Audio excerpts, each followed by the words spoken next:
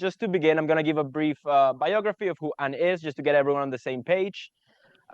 So Anne has been an engineer, senior leader, startup founder, speaker, writer, and tech community organizer for 30 years. A passionate advocate for sustainable software, Anne is the co-founder of Strategically Green, which helps organizations develop and implement sustainable software practices. And is also the co-author of O'Reilly's Building Green Software, a guide to developing and operating green software in an environmentally responsible way. She's a prominent voice in the Green Software Foundation, contributing to projects like the Software Carbon Intensity Specification. Beyond that, Anne is a prolific science fiction author, a credit for the Panopticon series. Did I get everything, Anne? I think you did. Fantastic, yes. So as you could hear, there's a lot here to dig into. So we're going to try and hit like the main topics. So roughly how it's going to work, I'm going to talk to you for around 20 minutes, depending on how it goes. And then we're going to open up to the floor for questions. Does that sound okay? Sounds great. Excellent. Fantastic, then. Well, let's get to it then. So just starting from the very top. So your LinkedIn profile says that you build and operate IT systems to run on renewables. What does that actually mean? Does it mean on-site renewables for their own servers, like green energy tariff, a type of scheduling operation? Can you tell us about that, please? Thank you. So it's really the definition of what is green software in my mind these days is we talk a lot about things like efficiency, and that's part of the story, being efficient when the current grid, and we're really talking about current grid here. We're talking about running in a normal data center, no additional, no solar panels, particularly on the roof or wind farms or whatever. This is about running off a normal grid in a normal country. We need to align ourselves with when that grid is green and do less when that grid is not green. And that's effectively what building green software is all about. So in the UK, yesterday, Bloomberg had a very interesting stat. In 2024, the UK has spent £1 billion paying wind farms to turn themselves off, particularly in Scotland. And the reason is that there was no one to use the power. And power on a grid, you can't let power go onto a grid with no demand for it, nobody to use it. It can't get, there are two issues there. One is that power doesn't get very far. It's quite hard to build grids where power will get, say, all the way from Scotland to London. It's quite a slow thing to do. You don't want to be limited in the growth of renewables by how quickly grid infrastructure can be built. So fundamentally, you need demand somewhere reasonably close to where the power is generated.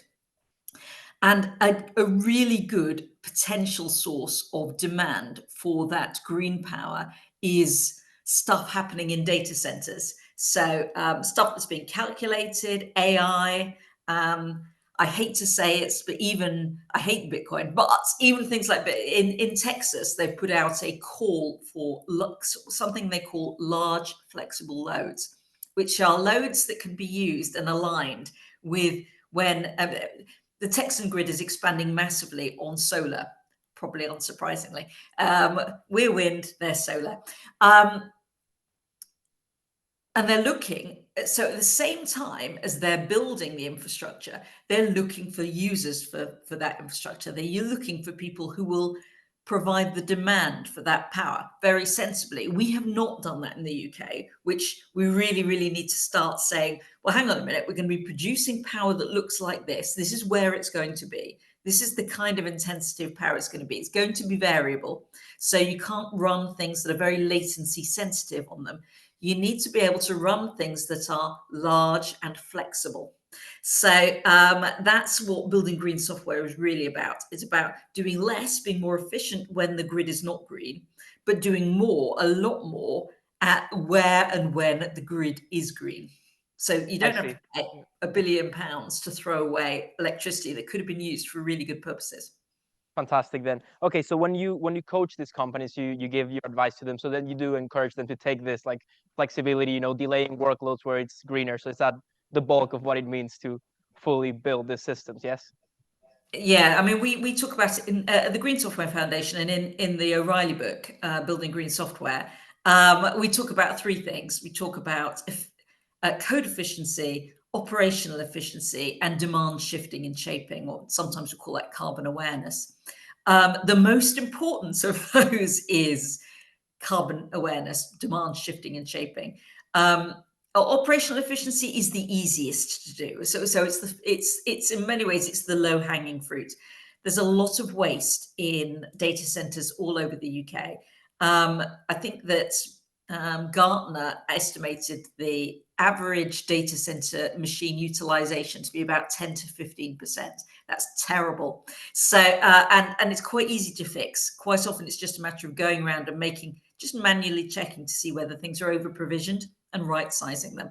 That is commonly cuts people's hosting bills and pretty much directly, equivalently, their carbon emission bills by 30 to 50%. So that is a very, very easy change to make.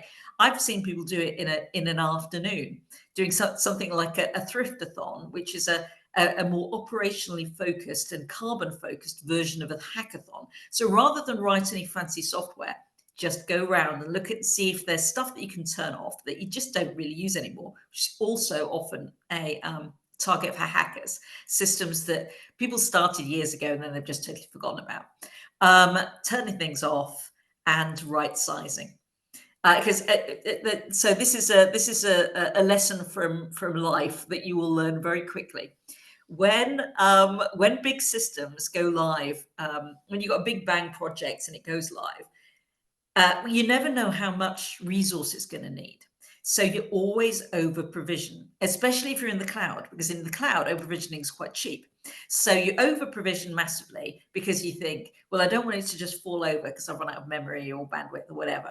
So you over provision massively and you think at some point later, I'll come back and right size all those things so that they're not over provisioned anymore. And nobody ever does. So things actually just end up staying over provisioned forever. Because in some ways it's because there's a risk associated with under provisioning, and the risk associated with over provisioning is just cost and carbon. So people take that risk. They prefer that risk to the risk of the systems falling over. But of course, it's just laziness, really. Yeah, no, it sounds like a tough one to balance. Just thinking about when you offer consultancy and you coach firms into improve their process in terms of carbon emissions, how do you encourage stakeholders to update software systems that already exist, legacy code and other boogie things like that, right? Like, how do you encourage them to be like, hey, let's change these processes so they are more environmentally efficient? Well, the interesting thing is that quite often people want to do it if they know that it is a thing. So the main surprise whenever I go in and talk to companies about this is that there is something they can do for climate change that's aligned with their business, with the goals of their business. It's not like don't operate anymore. Degrowth. Stop doing everything. Everybody put down tools and go home. There are things that people can do as part of their everyday good practice, best practice, that reduce carbon emissions. So FinOps, reduce the cost of your hosting by not over provisioning, getting rid of that waste. It's good for the environment. It's good for your business. And then when you move on further from that, once you've gone through that, I've talked about the manual steps, which are to go through and turn things off, and where it's just a thriftathon. But the next thing to do is then to automate that, and automating that is using things like auto scaling, infrastructure as code, CI/CD, tying it into your release metrics, your DORA metrics, and that's all just good modern ops best practice, and it will cut your carbon emissions, but it'll also make your systems more resilient. So at every stage of doing this, you can do good and you can make your systems better. It's not, and I never tell people to make their systems worse or do less. Do the same, only use modern best practices to do it, and you'll both make your business better and also cut your carbon emissions. And that's not greenwashing, that's true. So which is good. Oh, that's an amazing win-win then. I think we all win from that. Just moving on to the book you just published, which I believe I see there in the background. Congratulations. I'm Indeed. excited to read some of it. Of course, we don't want to spoil all of the book, right? But if there's one single technique or tip for the from the book that you think is the most important for doing green software, if you could share it with us, maybe the most The important insight. Yeah. I would say that the most important insight is go all the way to although you probably want to read the whole book. The whole book's good. You'll enjoy the book. It's a good book. I'm also a science fiction writer, so I know how to keep people turning the page. Yeah. But the most important thing is I think you go all the way right practically to the end, to the penultimate chapter. And we put that in because we realized, me and my co-authors, Sarah and Sarah, we realized that we were going out, we were talking about this all the time, and people didn't really understand. And then when you explain to people that they really could make a huge difference through what they were doing at work, much more of a difference than what they do personally. You can become a vegan. Sarah is a vegan. There's nothing wrong with becoming a vegan. It's all good. But you can make much more effort if you can align your change with a business, because businesses spend money, they have money, they make effects.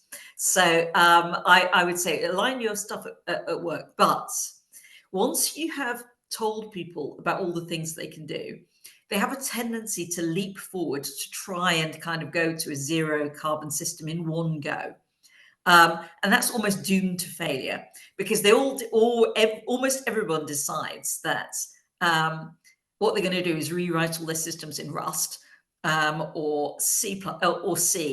And I was a C developer many years ago, and there are reasons why we don't write all our systems in C these days. It's because it's slow. Rust is better, but it's still slow. It's hard to write that code. It's hard to learn.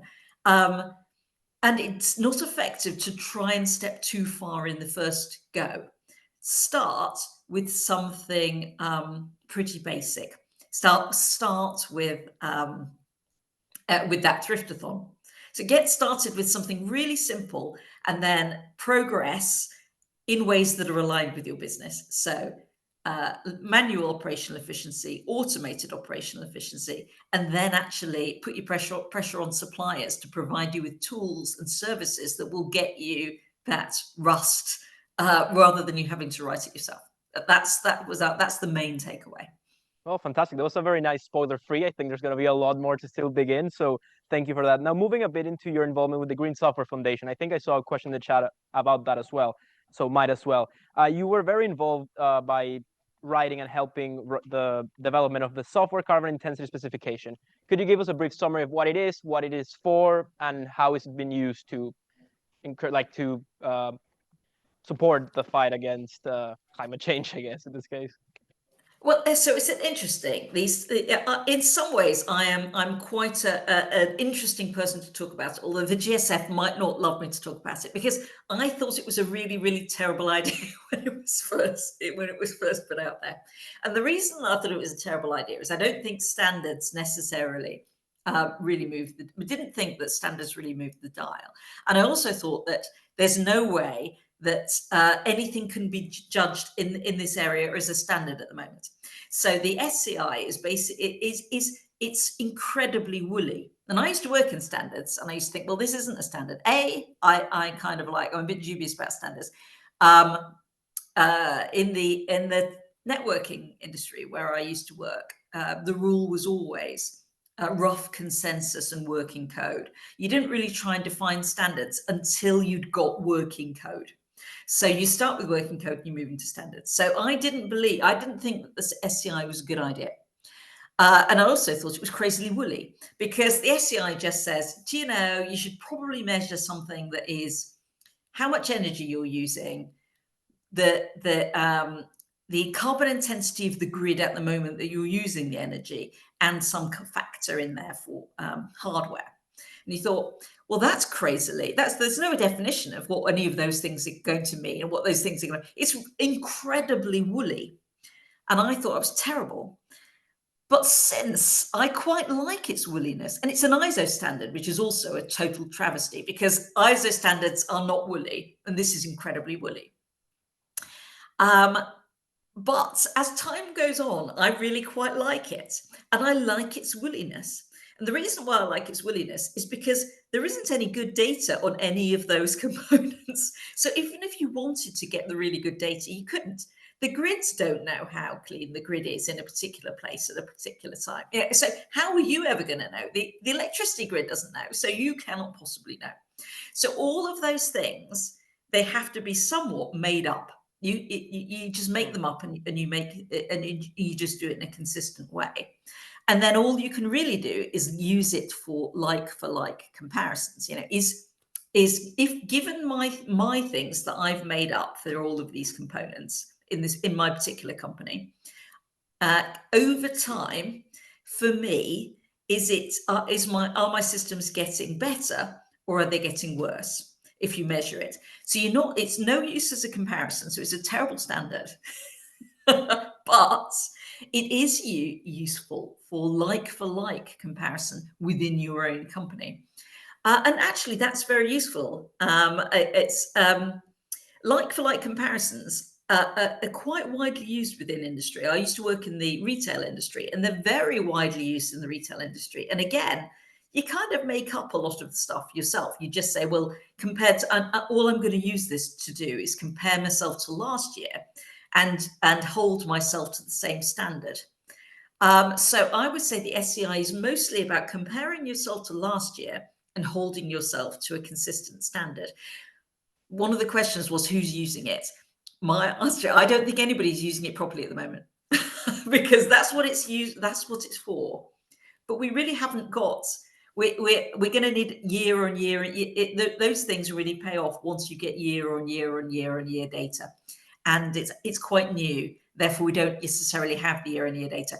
And I strongly suspect that people are going to constantly refine what they're using as their own definition of all the components, the energy definition, the carbon. So I think it's going to be years before it's actually useful as a like for like, but eventually it will be. Is my current thinking. Fantastic then. I think it's time to open up questions from people both here and online.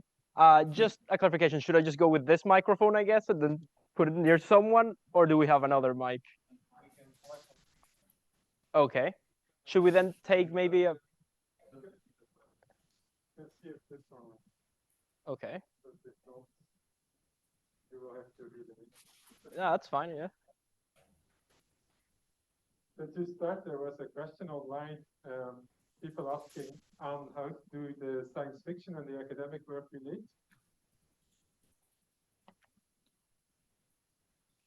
Oh, I couldn't quite make that out. You might have to paraphrase it for me. So yeah, I believe it was something about how the science fiction and academic work relate, like how do those two intertwine, if they do at all? Oh, they do. They massively do. So oddly enough, not well related to this. So for a couple of years, I used to work with the University of Hertfordshire in the UK, and I lectured in tech ethics. And one of those things was being green software. Although I wouldn't say that that's an ethical choice. That is a pragmatic choice. Building green software is utterly required. It's not, it's not a matter of you're morally good if you do it and you're morally immoral if you don't do it. It's just you're sensible if you do it and you're crazy. Well, you're behind the times if you don't do it. But while I was writing this tech ethics course, in the course, I basically said, well, who are all the kind of mistakes that you that you commonly make, that I see people make all the time as engineers, not thinking things through. And these are the kind of things, if you don't properly think things through and you don't worry about the safety of your users and all that kind of stuff, these are the kind of things that can go wrong. Then I thought, these stories of things that can go wrong would make quite a good science fiction series. So I ended up writing 8 novels, which are basically about a massively blown up version of the kind of mistakes that I would have made and my colleagues made over the course of my 30-year career. And you go, well, what's the worst thing that could have happened if you did that? And that's how the books, and I'm very happy. And Building Green Software is my most recent book that I've written. And it was useful that I'd written 8 novels entirely around trying to learn how to get people to keep reading and finish the book, which is always your goal as a science fiction writer. As a fiction writer, you got to keep people, you got to Dan Brown it a bit. You've got to keep people turning through the pages. Yeah, that makes a lot of sense. Are we gonna take any questions from here? Should I just go my way there? Yep. Oof. Oh, you can tell me the question and I'll repeat it. Yeah. You said that speed is slow to write, not slow to run. Can you please detail what the advice was there? Do you get that one? No. Okay. Okay, you just go again. So, Yeah. you said C is slow. Did you mean C is slow to run or C is slow to write? C is slow to write. C is very fast to run. That's why in my early career, everything was written in C. I worked on the first generation of Microsoft Exchange. I was a developer working on that. And everything in those days, all those core protocol servers were written in C. And the reason was because it's so much faster to run and it requires so much less hardware to run. Which is why code efficiency is so attractive to people as a way to cut their carbon emissions. They say, well, if I rewrote everything in C or Rust, similarly low-level fast-running languages, then they would use a lot less electricity, which is true. But there is a reason why we moved away from writing in C, particularly, and now we only use Rust for quite specific tasks, not everything. It's because it's quite slow to write the code. It's very hard to write the code, and it's quite hard to change the code. So most businesses these days would unfortunately go out of business if they try to rewrite the systems in Rust or C. And yet we need that efficiency. So there's a really interesting issue that has to be resolved there. How do we get that efficiency without people rewriting their systems in C and Rust? And that's being done in a number of different ways. One way is that you buy something to do most of the heavy lifting off the shelf that's written in C or Rust. That's say use a cloud provider service that's written in C or Rust, or a library that's written in C or Rust.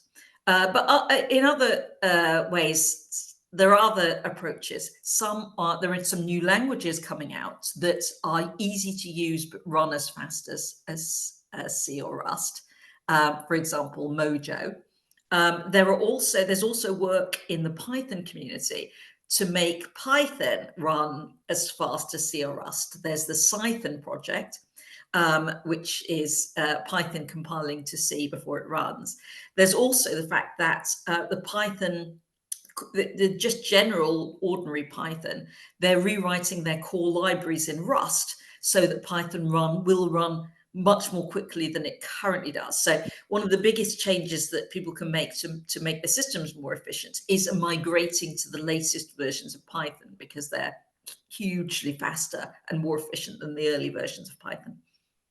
Python is 50 times less efficient than C run. 5 times. Oh, sorry, something about Python being way slower still, 50,000 times? 55 times less energy efficient. 55,000 times, okay. Less energy efficient apparently currently.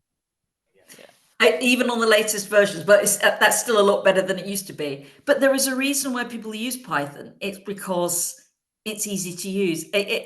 I'm not really sure that many Python programmers could realistically switch to C or Rust. It just depends what kind of a job you're doing, what kind of product you're working on. You've got to pick the language for the task. But yeah, I agree. All the core stuff has to be written in C and Rust, but most enterprises don't need to write the core stuff. Okay, sorry, we'll have just one last question. I'm really sorry because the time is running out. So it's right here, sorry. Okay, I'm going to lean into your neck. Yeah. Thank you for engaging talk. It's very thought-provoking. I'm looking forward to checking out the book. I'm intrigued.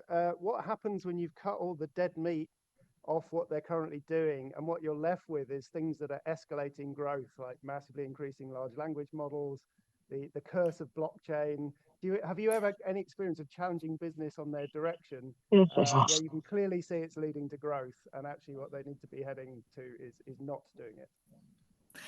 So my